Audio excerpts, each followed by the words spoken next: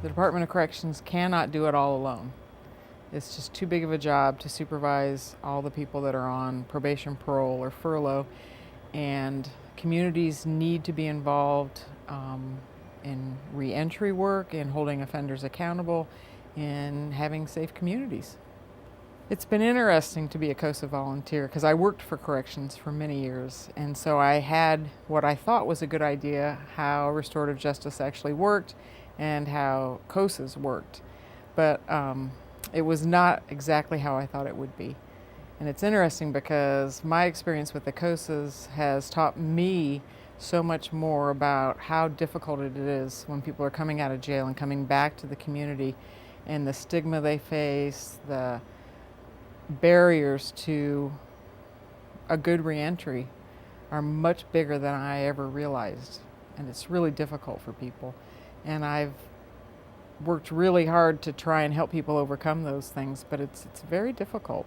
I worked in victim services at one point in my career, and I saw many offenders able to be accountable to their victims through victim offender dialogue. I've seen it work through family group conferencing.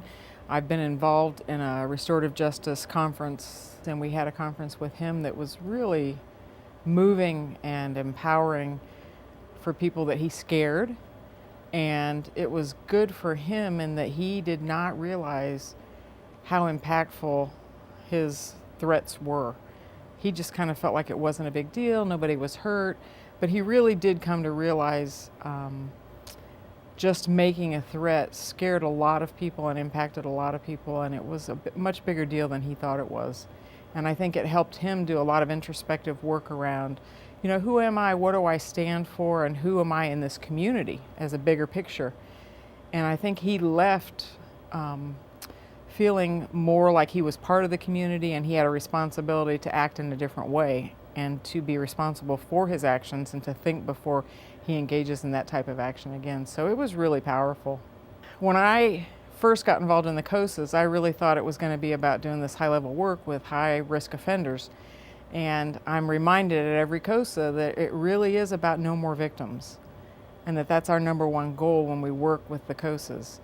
And so that's really big for the communities, that we do not have any new victims because somebody's been released. And that's our number one focus. And so communities benefit because we're safer, offenders are more accountable to their community, to their probation and parole officer, to each other.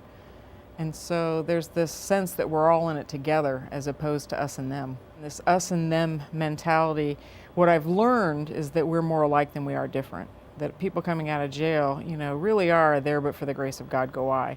And that they're not bad people, that they just made some really bad choices that are often informed around poverty and, you know, lack of access to things that many of us take for granted.